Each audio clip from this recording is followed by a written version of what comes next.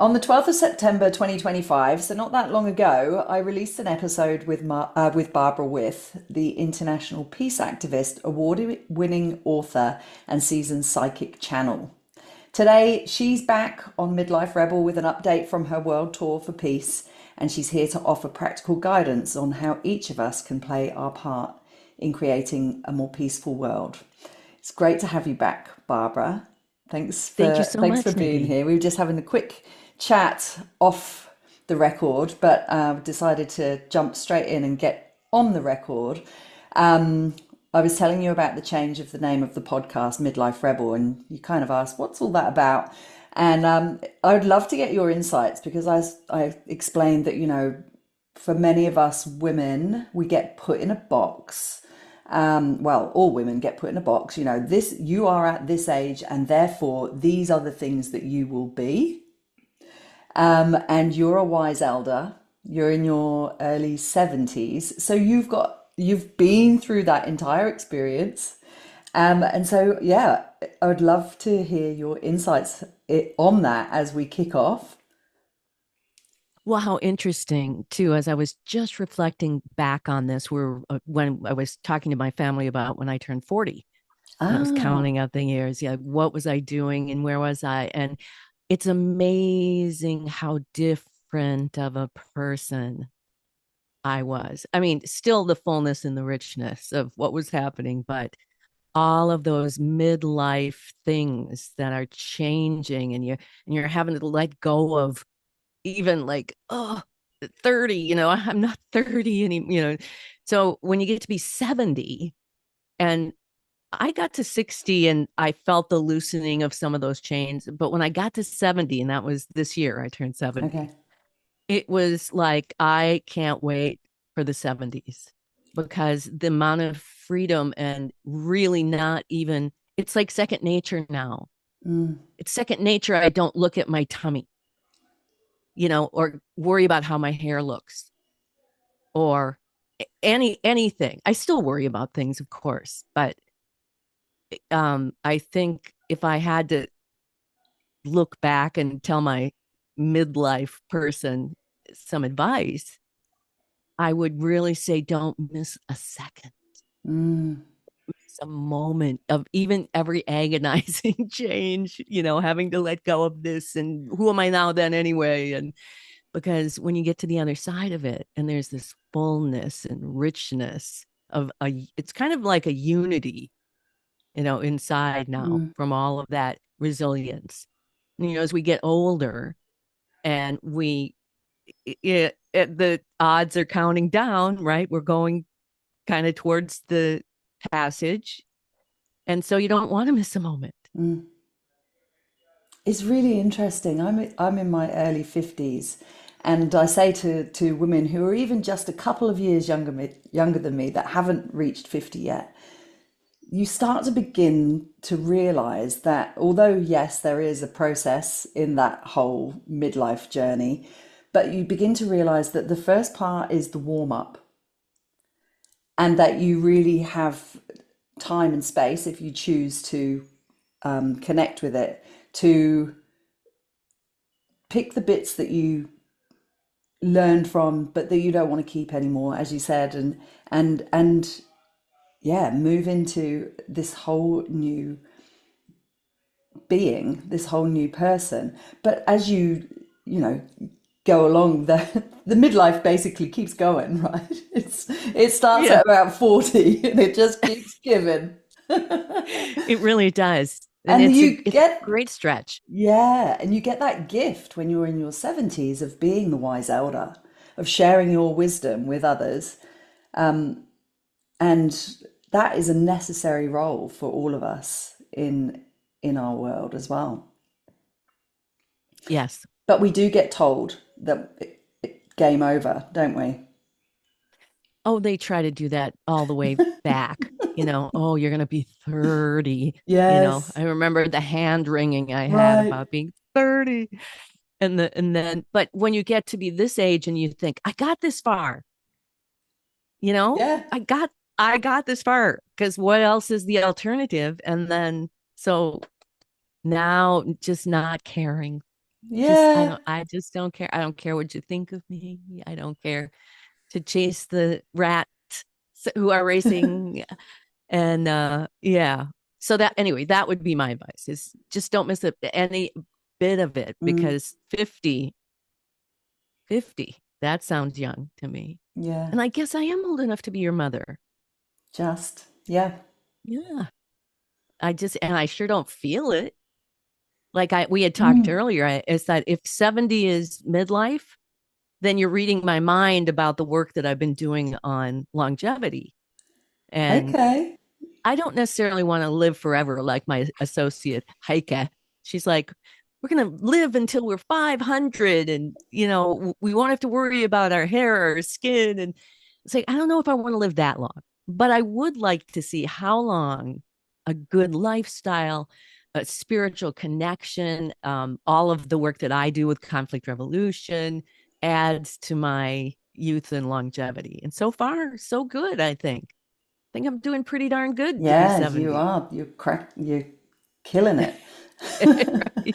Yeah, longevity is a big one for me as well. And I think I had my children late in life. So my eldest is only 11 and my little girl is 9.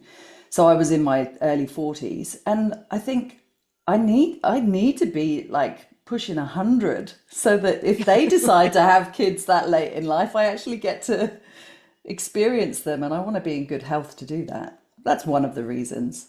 But again, I just want to see what's possible if you have a good life, as you said, and take care of yourself, and yeah, have a have a good spiritual connection as well. It's possible. People are doing it. It's happening more and Absolutely. more. But yeah, 500 might be a Absolutely. bit of a push, but I'm not putting a cap. I'm not putting a cap on it either, because I don't want to go, oh well, I made it to 100. Game Right. over. Time to go. Time Mm-mm. to go. Yeah. Yeah, so great. Love it. Let's get stuck into what have you been up to, because you're on your world tour still. Is this going to be a lifelong endeavor now? This is just going to It's, be you. this term, my World Peace Tour, came about because I do a lot of traveling. I have through my whole life, teaching and training and doing all of this.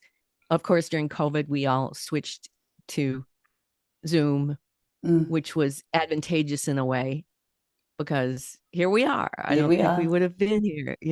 So I'm thankful for that. But after that happened, I looked at my life and I was getting into my late 60s and I thought, time's a ticking.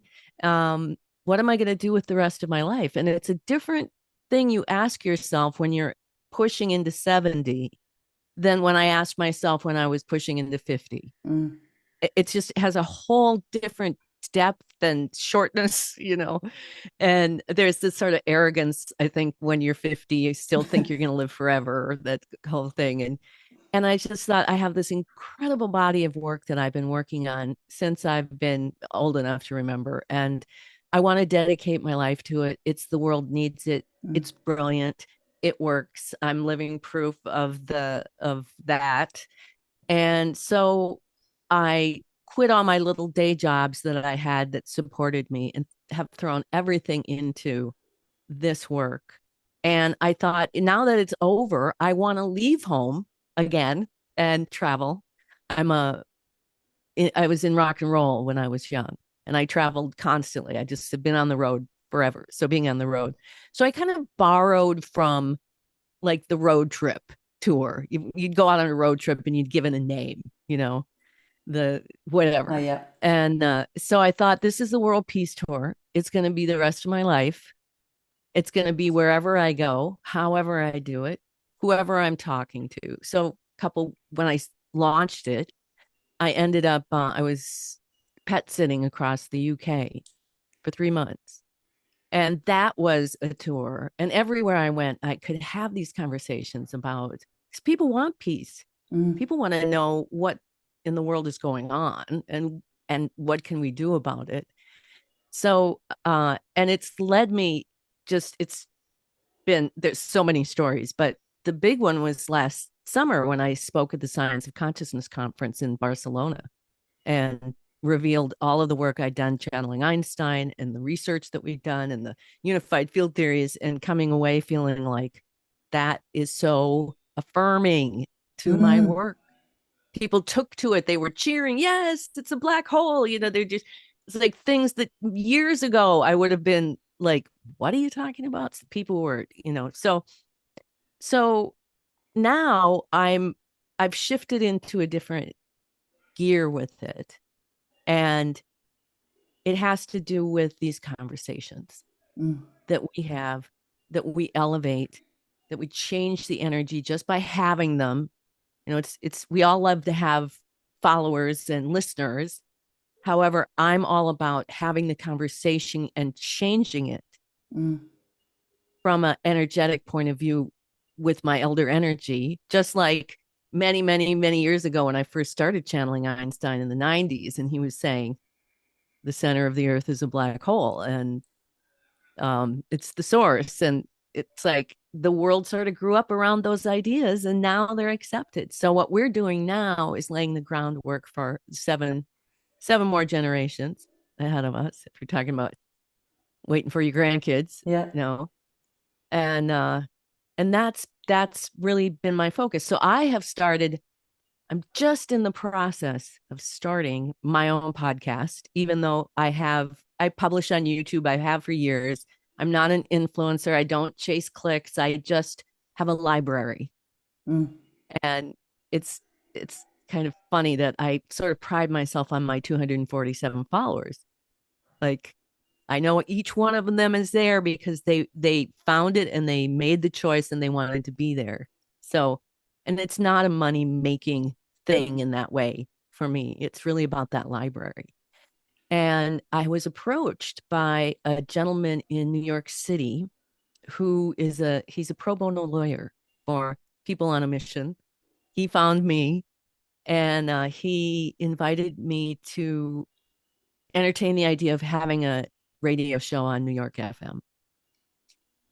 cool. And so I've been in negotiations with him for 6, 7, 8 weeks. We've been talking back and forth, and should it be this and that? I've been being introduced to other radio show hosts I might have co-hosting with, talking about sponsorships and such. And I just decided, you know what, I'm just going to do a prototype. Right. And I decided after all the stuff that came down, it's all about, this is what I do. I channel Einstein. And the answers are so brilliant, and they've never failed. So I'm calling it Let's Ask Barb. Because, when you have those burning questions about like parallel universes, or Mm.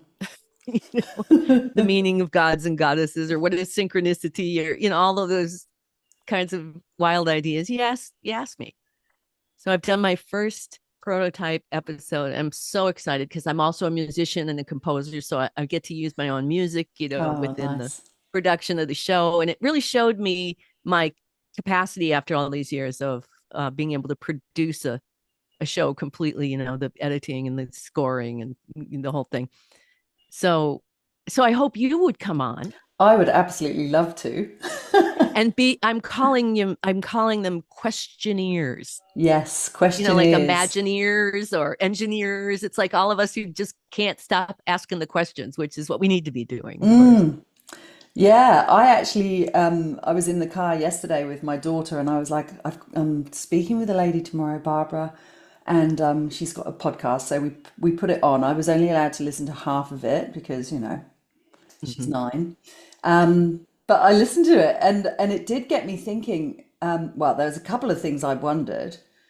Firstly, it was interesting to hear you because you were channeling, but I don't know what I expected, whether I expected there to be a line sort of drawn in the sand where you go, okay, I'm going to channel now. But it just flowed quite naturally. So all of the things you were saying, they weren't yours. Is that how Well, it works? I, I don't know quite where we draw the line if we're all Okay. one, Right. you know? Okay. Yeah. And when I started learning about channeling, I was in high school and my friend's mom was a channel. Yeah. And I'd never seen anybody else do such a thing. Um, and then when I became a channel, I did it that way too, where she would close her. She actually never remembered Okay. anything she said, but I would remember. But then the the channeling, which at the time were angels, said we're going to teach Barb to channel with her eyes open. Mm.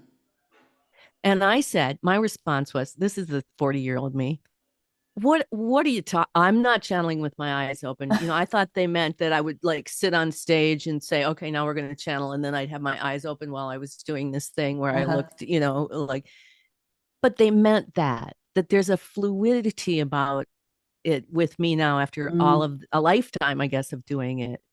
That are they my ideas? I'm sure I'm in there somewhere, but I love the mystery of whenever, because people will say to me, you were just talking, but I think you were channeling.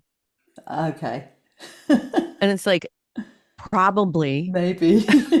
maybe, but what does that mean? I've created this condition in my life to be merged Mm. with some divine intelligence that shows up to me as Einstein in the party and the angels. But what a mystery. Yeah. Well, it's great to have that perspective, actually, isn't it? We talked about Yeah. it a little bit the last time we talked about that kind of, claiming it as your own and these amazing theories that you've brought into the world, but actually not claiming them as your own, claiming them or presenting them as Einstein's work. That's a pretty bold move, isn't it? Like to actually not not just take it as your own and go, hey, look at how good I am. I think so.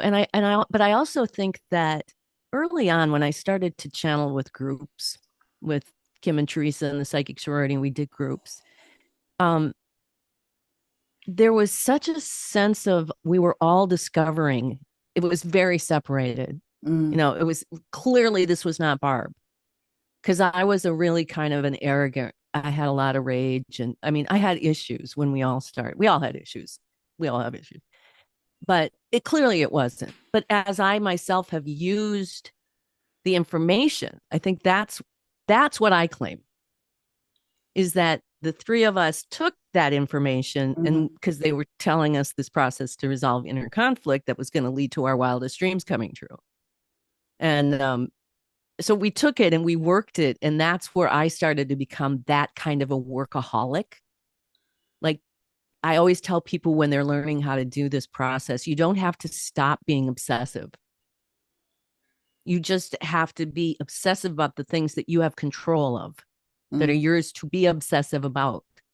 Those people who keep their cars like pristine and they're always, tuned up and everything's clean. You can that when we do that about ourselves, mm. worlds explode into creativity and healing and manifestation and abundance, and not that we stop feeling deeply and have to deal with a constant array of emotion of anxiety and anger, but when we learn how to use it and channel it, how to deal with emotion in really a regenerative creative way, it becomes our fuel, and then Yeah. everything changes. Mm. I think that's going to be a good segue into talking more about how people can get this work practically into their lives. One thing that came up for me quickly before when you were talking about that was I feel like we've heard about the dawning of the age of Aquarius since the 1960s, right? The musical came out and there were songs about it, but it's actually started to happen in terms of the planetary shifts that have been going on astrologically. And there's a change in the way that we work as humans together, and I feel like your work as a gift, like you haven't taken it as your own and gone, I'm gonna run with this and it's gonna be mine and I'm gonna be famous and make all the money. You've actually chosen to share it as a way of changing the world. And that, I feel, is a real true reflection of how humans are evolving gradually into this new age. And it's something that's quite unfamiliar to a lot of us, to most of us, because there's always that, exchange. What am I going to get out of it? How much am I going to make? And you're a living example of like the shift that is happening. Yeah, I think it's interesting because I started out wanting to be a rock star. From the time I was little, I just was going to be a rock star. And I actually composed all this music and went out on the road at 17 and won all these awards. But that wasn't what my destiny was. But I did have that drive. And it's really been in the past few years where I've been able to look back and see how many times I've stayed true to what I think this mission is about, which is not to get me to be rich and famous, but to teach people how to do this incredible, simple, effective process. And they used to tell us, the angels used to say, just tell your story and get out of the way. Because I think once you hear the story of Einstein and how he came from afterlife through me, with the work that we all did, everything, it's like you can't unsee it. You cannot understand fully what it means, or you might not think much of it, but you've already seen it. Once you see the map of human consciousness in the unified field, and you hear about what conflict resolution is, very simple process. And I think it's designed to be so, conflict resolution is designed to be so rudimental that it sort of fits under things. It fits under Christianity, it fits under legal systems. It fits under political things. It's sort of meant to have you take it and use it exactly as you would use it personally. You design it for yourself. And that throws people off. People who want to be led and told, here it is. It's like, no, you're the creator. But it gives you enough structure to sort of, and ultimately we are teaching you how to be your own coach. How you coach yourself. We all need help, of course, in life. The community, we're talking about new ways to have community. But ultimately, when we become the master of our own vehicle, that's the change I think that we're talking about here, the age of Aquarius. Yeah. Okay.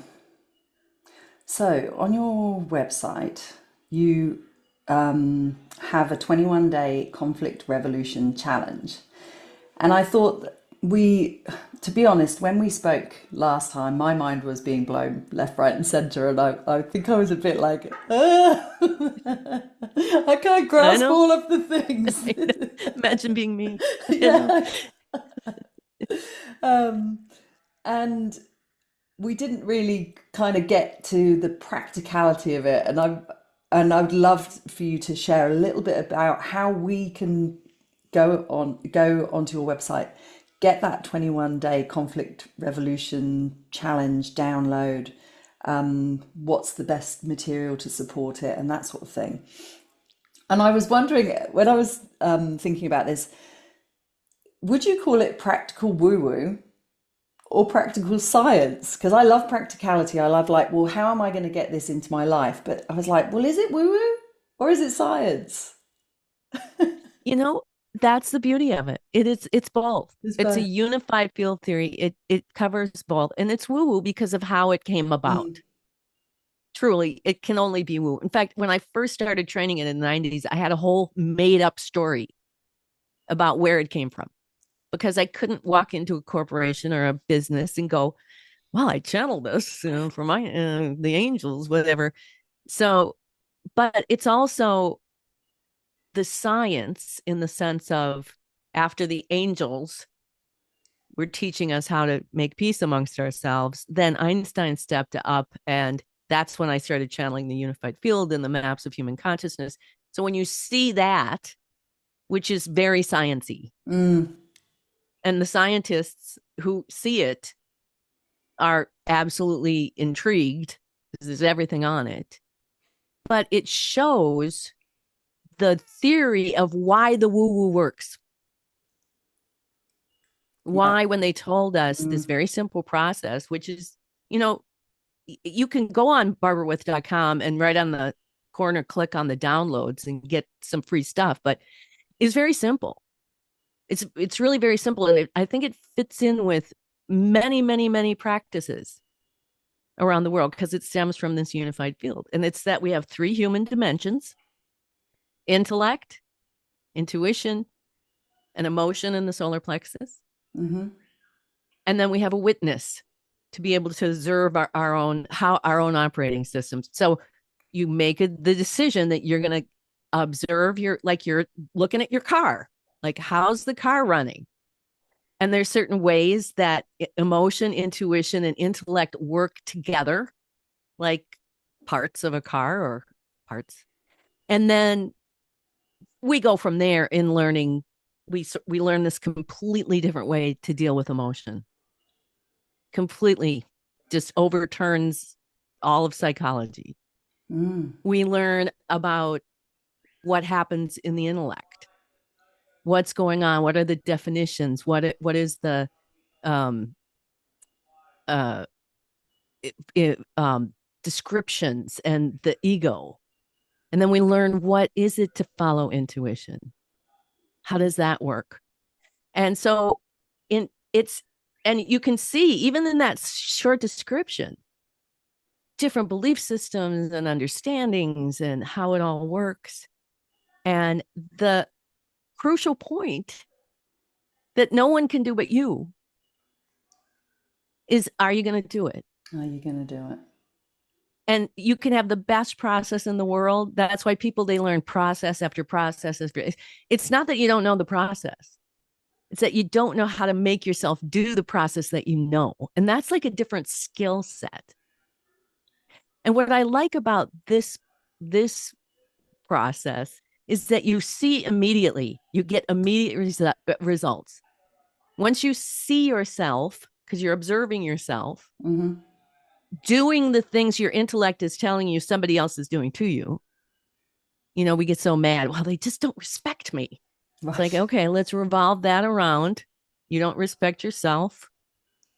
Let's watch and see the decisions that you're actually making that are not listening to your intuition.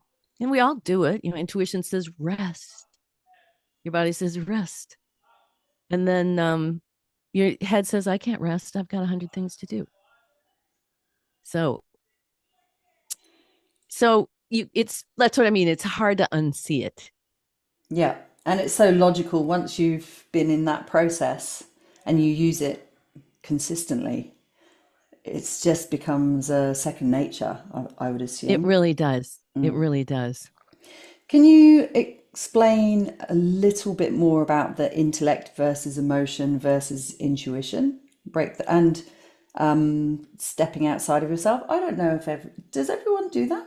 And anyone Probably can. Not. But can you touch on each of those a little bit? Because they're all they're important to understand, aren't they, as part of the entire process? Yeah. They are our sort of key areas that are ours to be in charge of. No one else can think your thoughts. No one else can feel your feelings. No one else can tell you what your intuition is telling you. And when we separate them out, just like, you have a heart, you've got a kidney, you've got a liver, everything works together. So, and we put them physically so that when you're starting out and you're going, you wake up tomorrow and you're going, oh, Barb said, I'm supposed to watch myself. Well, what am I looking for? Well, you're looking at your solar plexus, where your emotion, that's where, royals. You're feeling into your heart, where intuition is going to be heard. And then you're paying attention to the thinking processes that are, constantly raka. And the idea is when we're aligned to compassion, as we call it, because compassion is basically the God energy, the fundamental force of the universe. We are feeling all of our feelings. And probably the biggest difference here is that we want to feel everything. We need to move everything through our bodies because it's been suppressed too long. We've been, like you said, we're told you can't be angry, you can't do this. No. So in order to do that, we train people how to just use it with breath. And we're so used to having our intellects say and define, well, I'm mad because so and so did this, and that's all intellectual, blah, blah, blah, blah, blah. That's not really That's not the feeling and feeling. moving. Yeah. So we do that with our breath. And I always tell people, if you can't stop that squirrel in your head, right? Think, just redirect to a different, I don't need to know why I feel this. I just need to sit here and breathe. That's all I need to do right now. So then by doing that, we incite intuition. When we feel all our feelings and let them move through our body, then intuition gets stronger to impel us. So intuition is the small impelling statement or movement telling us the next most advantageous step for the good of this whole situation, which the voice of God knows, but our intellects don't. Okay. Right? So we're moving this and, maybe there's this anxiety, right? Let's say that.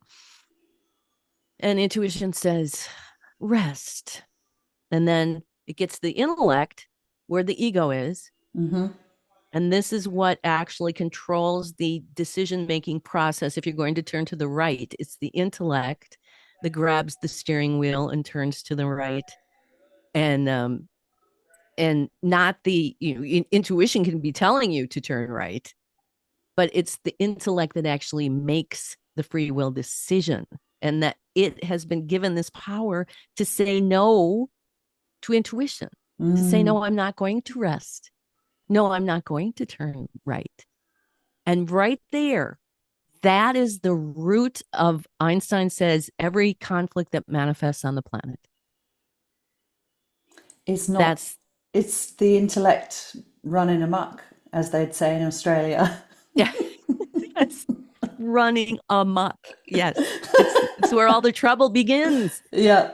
It's just, that's it. And so as you see this about yourself, and even when we always say we do the work while we're, stuck in traffic or standing in line at the supermarket, because that's where you have time to go, oh, wait a minute. What am I thinking? What am I feeling? What is intuition telling me? What's going on with all that? And it's amazing when they say if you observe the experiment, that it changes the outcomes. Is that the coming out of your, well, I'm going to say coming out of your body and looking from outside?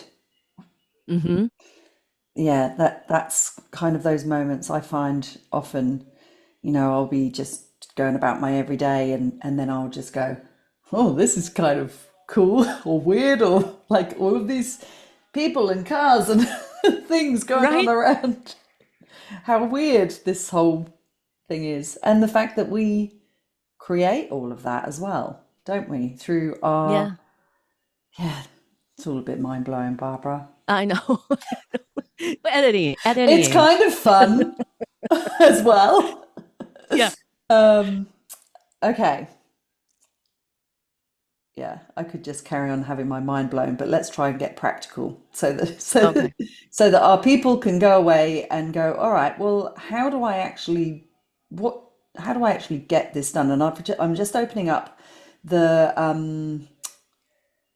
download that you have on your website to take us through the steps of what it is to begin conflict revolution within ourselves. And I wanted to ask a question actually about conflict, because one of the first things is to identify a conflict that's happening in your life.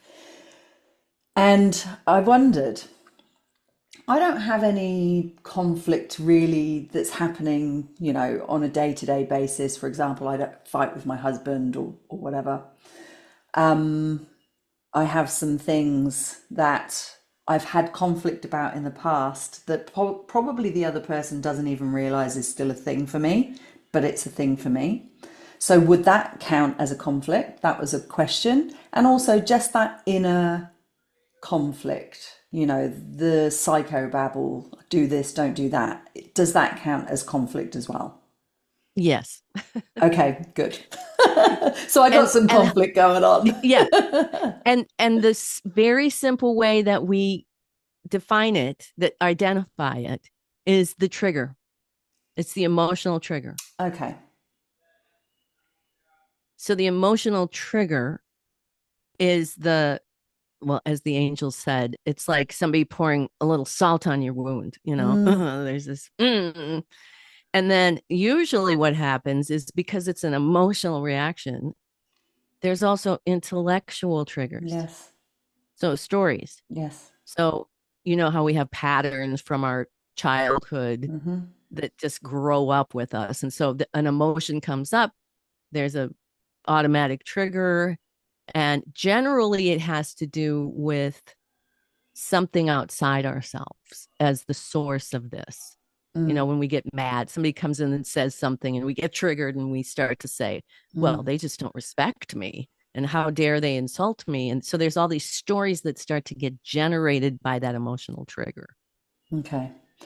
So So carry on. no, Okay. so yeah, so you have an emotional trigger about something that's two sides in your head, Mm, right?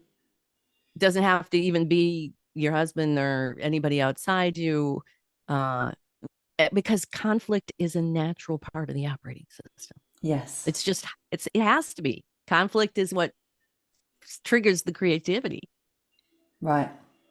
How does fear play into that? Because there's this whole sort of, I don't know, tribal behavior that we have where we might want to do something, and the fear can be the one that sort of comes in and says, don't do that, it's not safe, la da da da da, and you get all the self talk going on. So, would you consider that conflict, and how does that relate to fear? Is that intellect as well? Well, again, if we're taking the three human dimensions, there Yeah. are fearful thoughts, Yes. and then there is fear, the raw feeling of fear itself. Mm-hmm. And the way we look at emotion is, the raw feeling of fear itself is we want to move that through our bodies. Okay. We don't want it to attach itself to the fearful thoughts. Yes. Like, here comes the fear, the anxiety. Oh my gosh, I'm not going to have enough money next week. Uh, So the fearful. But we don't want to stop the movement of the fear in the flow of emotion. mm-hmm. We just want to stop it from feeding those fearful thoughts. Yeah.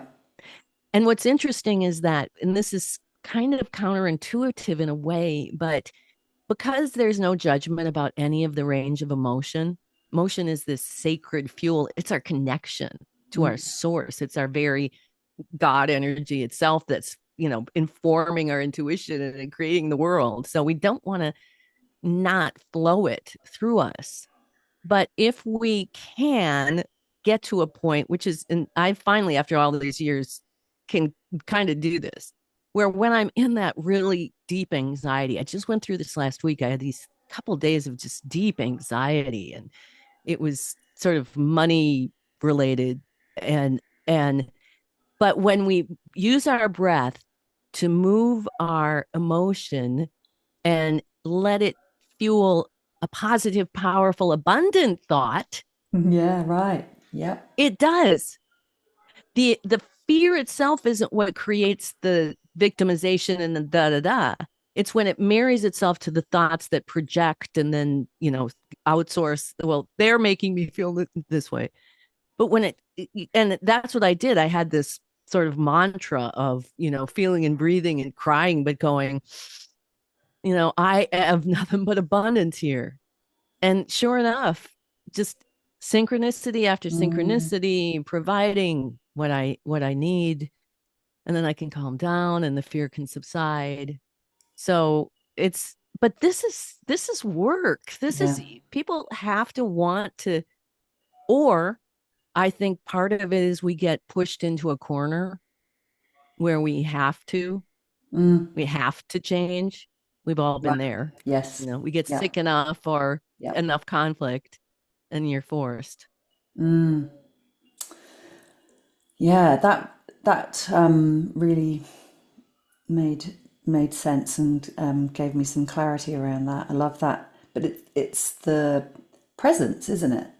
It's taking the time. It's having that awareness. What is actually going on, rather than getting caught up in the oh, I'm angry again, or oh, I'm anxious again, or whatever the feeling is. And yeah, using that breath to ground you in presence so that you can let that feeling move through you, but you can also change the thought that's associated with it. And Yeah. it's a tremendous amount of present moment Awareness. commitment. Yeah. And isn't that what we're trying to do anyway? Yeah. Yeah. And I think sometimes people hear, well, we just live in present. If we just live in present moment, and it's like, yes, but sometimes present moment is tremendously painful. Mm, We have to move pain and anxiety through our bodies. As we do it, something happens. There's this solidification that takes place when we accept all of our emotions. We learn how to love them and move them and channel them into regenerative ways. There's this inner strength and unity that takes place that's really amazing. It's not like I knew when I started out on this journey, right? How this was yeah. all going to turn out, but It's probably just a little bit of fun learning how to channel when you were in high school, wasn't it? yes, yeah. They tried to tell me, I guess, but Yeah. All right. So let's get an example here so that our listeners can kind of start to get a bit of an idea of how the process works. So, step one is naming your conflict, isn't it? Is that yes, step one? So, naming your conflict. Can we? Okay, I'll give an example. It's not a big one, but it definitely could turn into one. My daughter's 9. She's starting to become a bit resistant. We homeschool. She's starting to become a bit resistant to her homework. And we have had some kind of butting of heads. So there's my conflict. Because okay, I have noticed the my internal dialogue being, well, she needs to do as she's told. And then there's a little bit of, do I really want to ruin my relationship over home? We froze for a moment there. Did you get that? yeah. Do you really want to butt heads over homework? Yeah, yeah. Do we? Not So, really. so what would you call it? Butting of heads, Butting of heads. Yeah. because that will Yeah, yeah, butting of encompass heads. any head butting, not just Yes, head butting yeah, with your daughter. yes. Yeah, true. So what we do is we separate out the story. Okay, so Yep. there's the emotion, there's the intellect of it. Like Mm, usually one or two sound bites of parboiling down. What is the thing that's pissing you off the most about your daughter and her mm, resistance? Just as simple as a statement as you can get it, because the intellect will go on and on and on and on, and we get lost. So we create these little tiny, like, I had one conflict. I called it the drunken marketing manager. And I worked okay. for this woman at work, and she was always giving, I didn't work for her, but she was always giving me work to do and then complaining about it. Okay. So it took me a couple of weeks to get the sound bite because it just was so infuriating. She makes me do her work Mm, and then she criticizes me for it. That was really the heart of what bugged me the most about it, that she made me do her work and then she criticized me when I did it. So find that sound bite. What is it about your daughter's stubbornness? Ah, there's a couple of things. It's the old parenting story. You know, a child should do as they're told. There's a bit of that. I feel that I'm quite fair, and so it seems unfair that she is responding in this way, and probably a little bit of my responsibility as a homeschooling parent, making sure that she gets it done. And yeah, I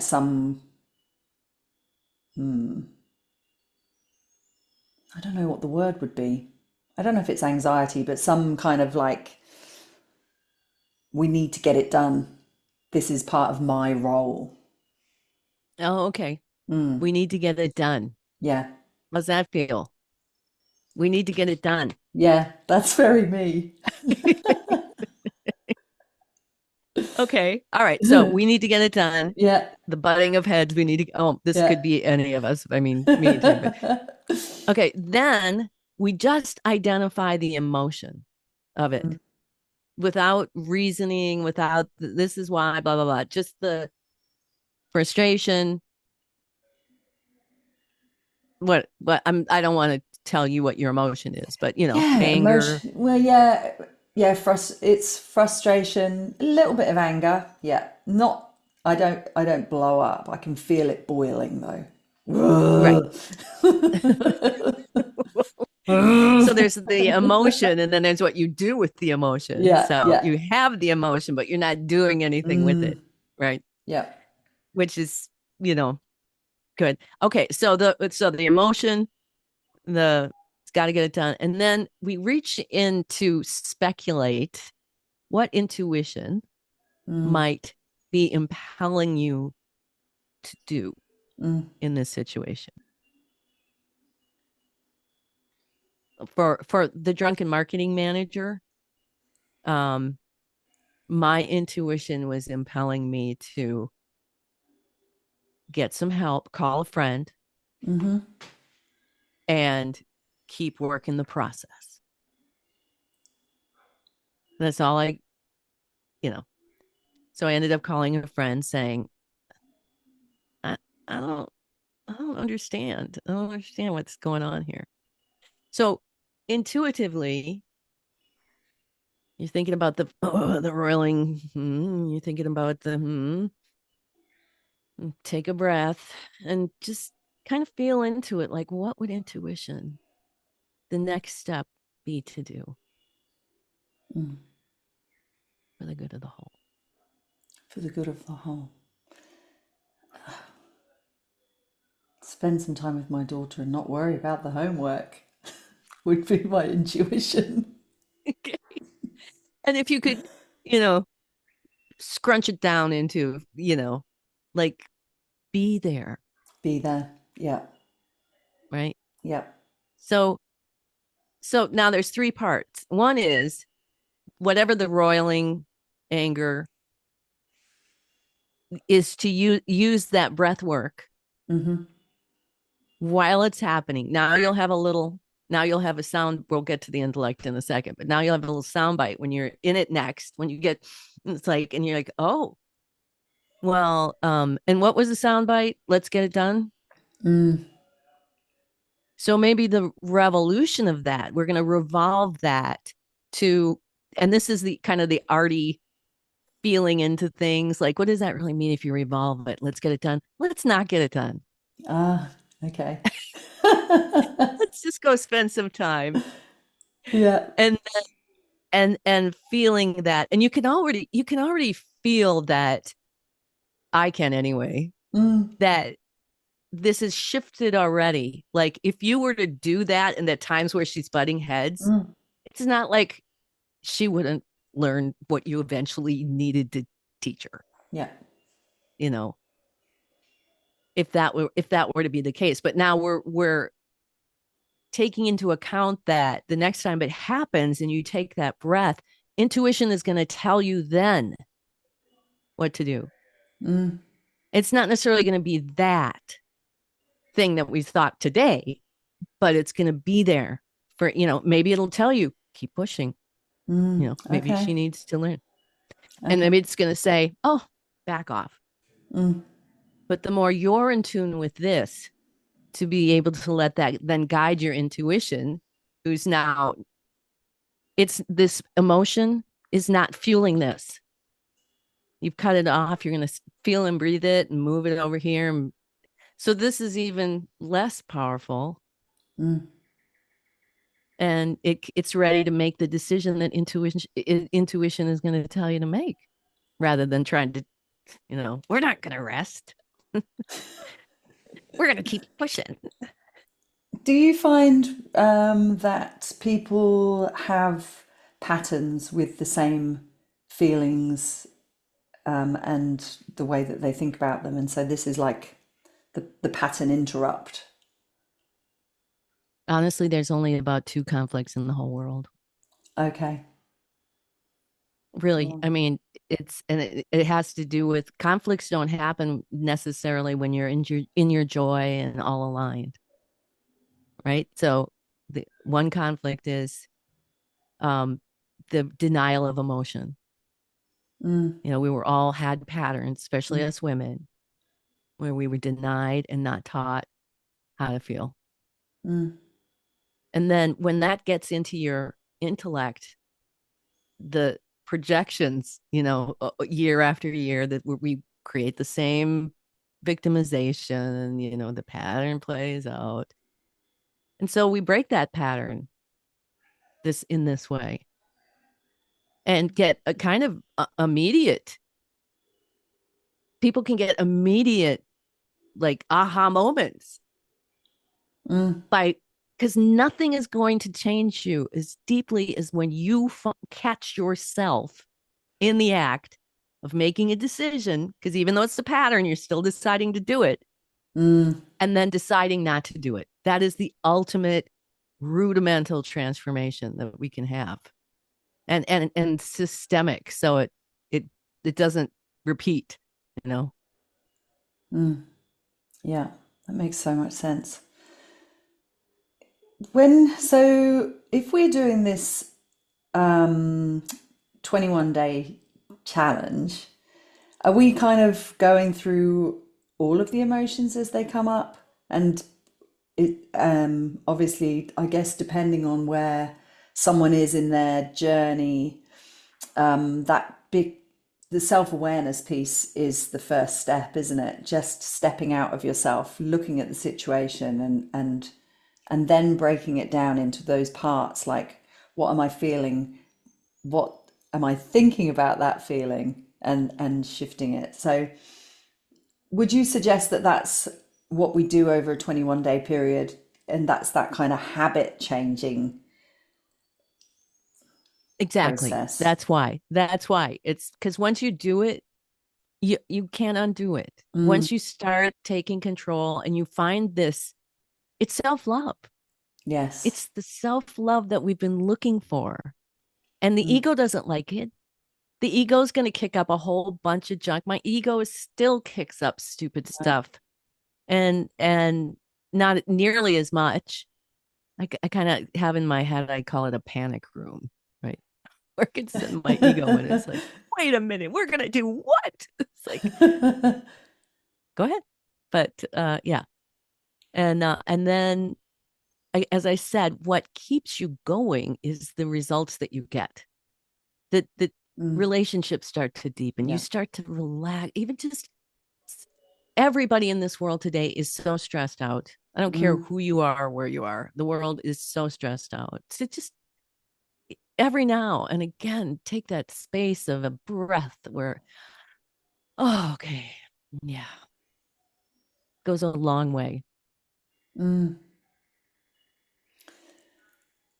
We do get exposed. Well, we are all exposed to so much in the world, aren't we? And it can feel very overwhelming, and feel like life is out of our control.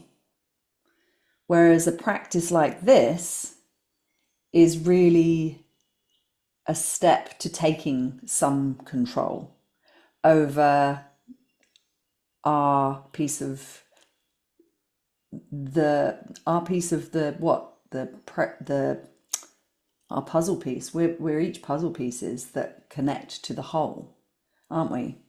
So Yes. so this is, yeah, taking a step towards making a change.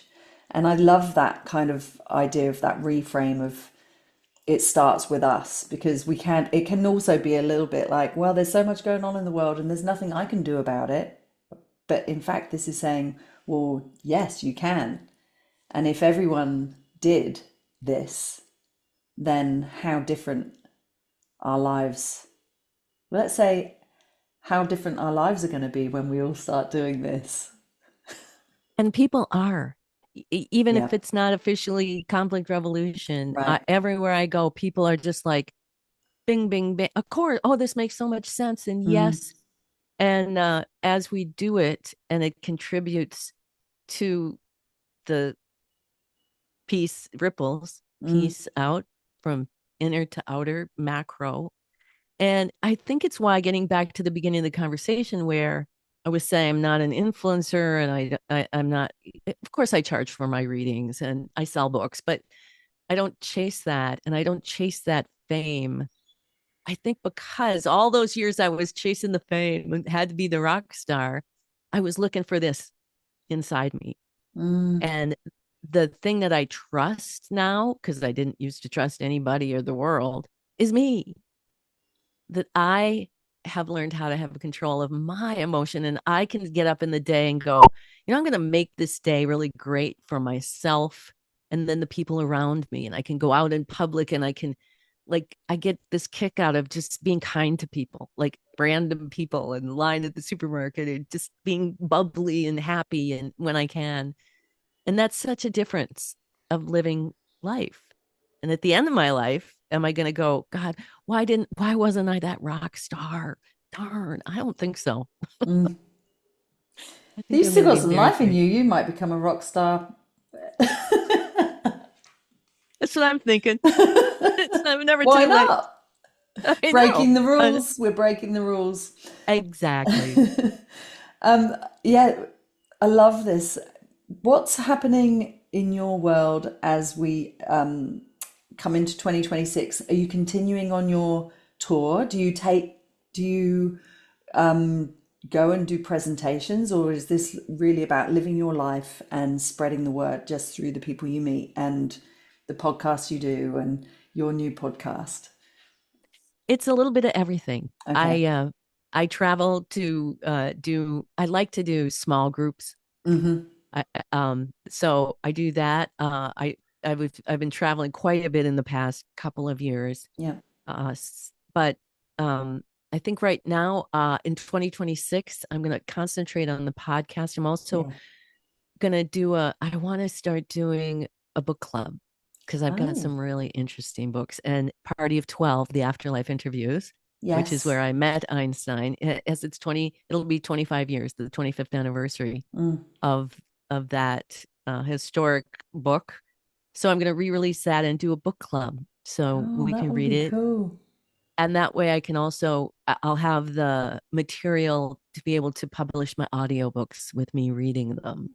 Oh, great. Because it's such a huge job to do. Mm. But I thought if I had a book club and people are interested in these, I can read and then we can discuss chapter by chapter and just have some fun. And I've got some more classes coming up next year. Right now, I'm working on a how to live an intuitively driven life, and it's just been phenomenal. And I love teaching in small groups, Yep. and also we'll see if I get on to New York FM radio, which Yeah. I'm finagling. I'm hoping to see if that will be something. My dream is to put the Let's Ask Barb show on at midnight and have it be, remember, Coast to Coast, and it was on late and No, into the but I night. remember other, yeah. Yeah. Yeah, yeah. Well, it was, yeah. And then just keep intending, because the more I intend and the happier I get with myself, the more amazing things happen to me. Mm. So One last question from me in regard to your work, and you, Barbara, and the journey you're on, is Do you ever ask your angels or Einstein to help you out with those kind of things? Like can they give you insight or guidance as into the direction you're going? For example, the radio show. Can you say, "Can you give me a hand?" Or